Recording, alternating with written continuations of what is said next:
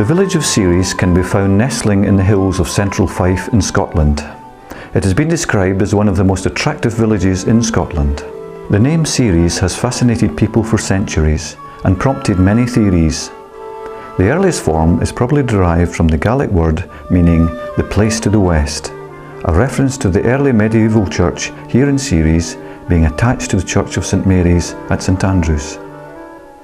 With a long and varied history, the village has 16th century buildings side by side with modern dwellings. 18th century Plumtree Cottage, for example, stands next to a terrace of 20th century houses.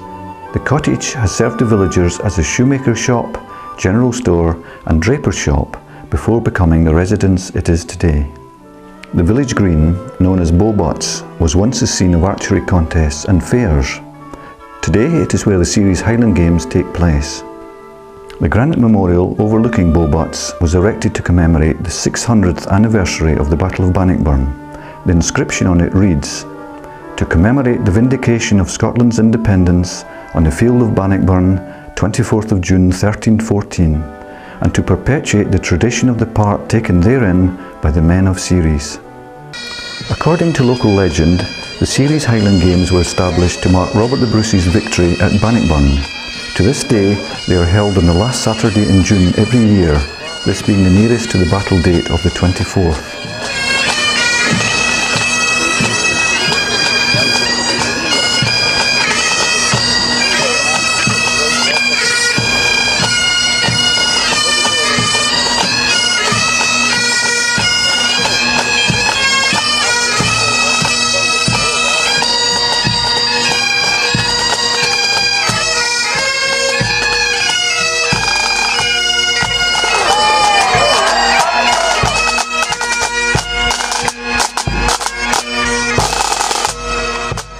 Established in 1721, the Ceres Inn stands at the hub of the village, a crossroads where many tracks would have converged in the past.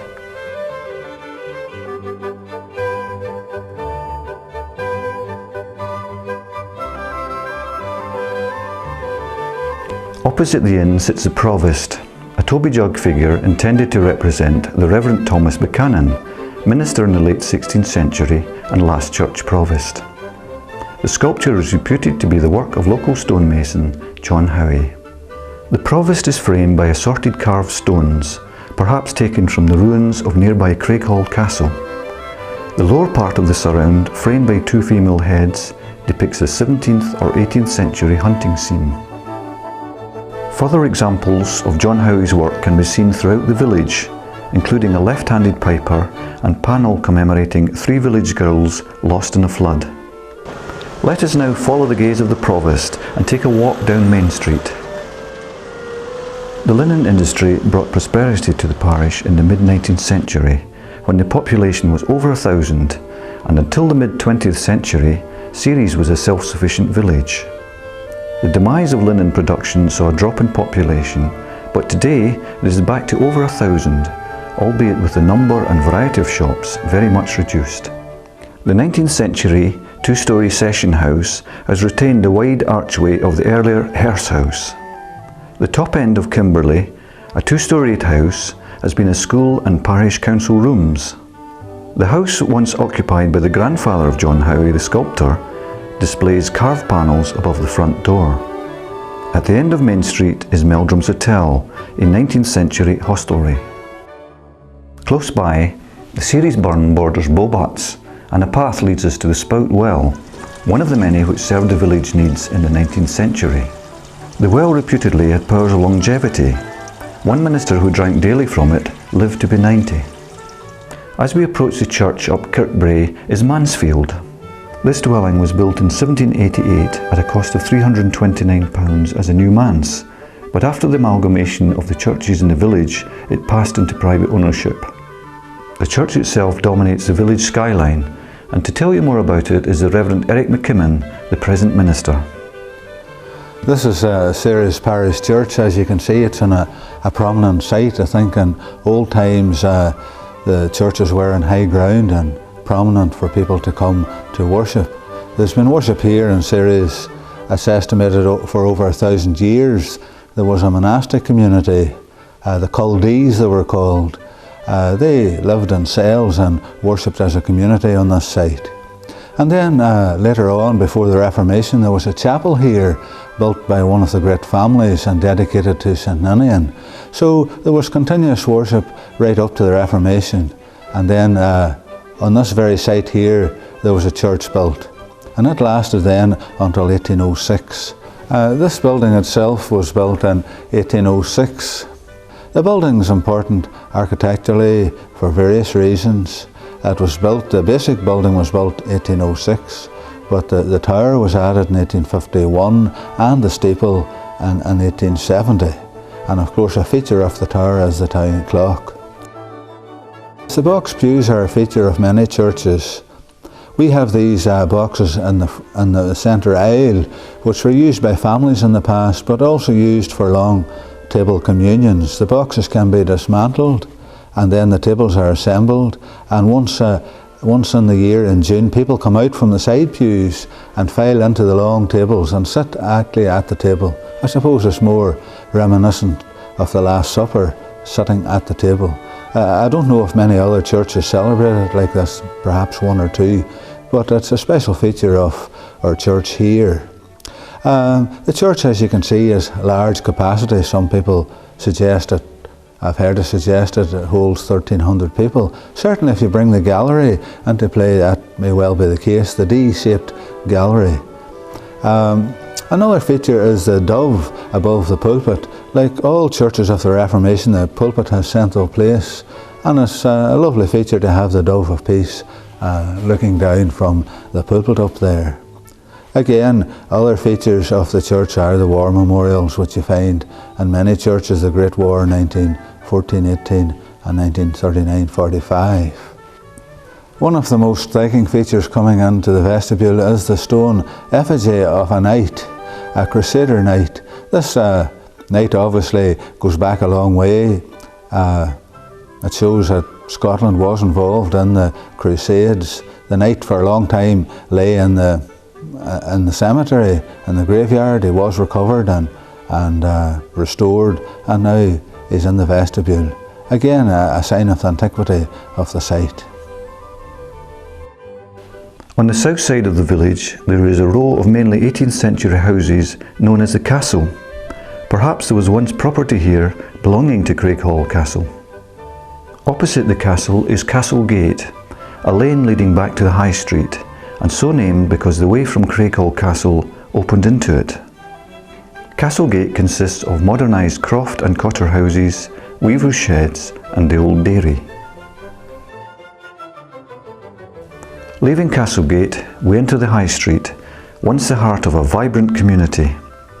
A restored row of weavers' cottages and the 17th century toll booth and weigh house now house the Fife Folk Museum.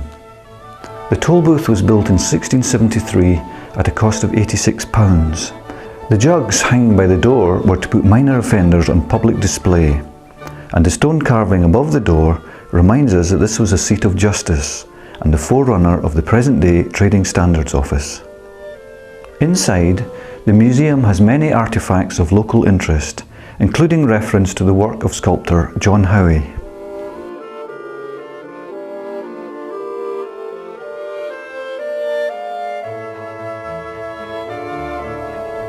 The coffee shop next to the weigh house was originally an alehouse and appears to have been built as part of the toll booth.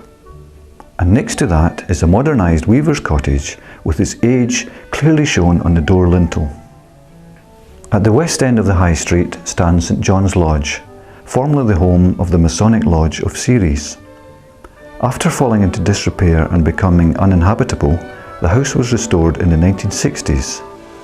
The lodge overlooks the Bishop's Bridge, so named after Archbishop James Sharp, who is said to have crossed the bridge in 1679 on his way to St Andrews.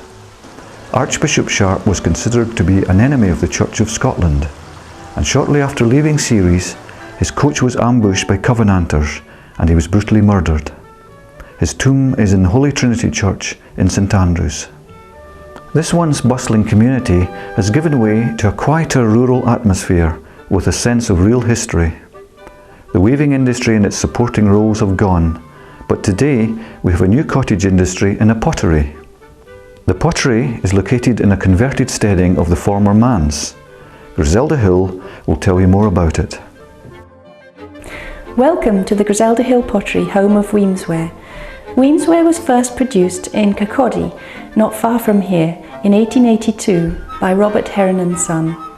Robert Heron travelled extensively and returned from a trip to Bohemia with Karel Neckler, who became the chief designer of Weemsware. It was he who brought the bold and vibrant designs to the product. My first encounter with Weemsware was a pig owned by my grandmother. I loved that pig as a child, and when I moved to Ceres in the 1980s, I realised how local the pottery had been. I wanted to buy one but could not afford it. It then crossed my mind to make one myself, but then I thought others might like them also. I obtained the Weemsware trademark in 1994, and so began Weemsware at Griselda Hill Pottery.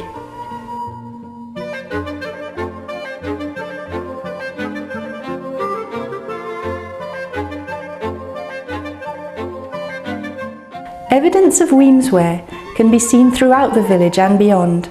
The Queen and other members of the royal family number amongst our commissions and collectors. Although most of what we produce is based quite closely on the original ware, we use the originals as a jumping off point for a lot of new designs. We don't like to think we are slavishly reproducing the old ware, and we can only do what they did. Weemsware is very much a living tradition. It moves with the times. I'm sure Karel Neckler would be pleased with what we're trying to do here at the pottery today. Had it not been for the generous funding and sponsorship by the National Trust for Scotland, North Fife Preservation Society, Fife Council and other organisations, the restored buildings as you have seen them today would in many cases not exist, and part of our history may have been lost forever. Perhaps you've been tempted to see more for yourself, in which case you would be most welcome in the village.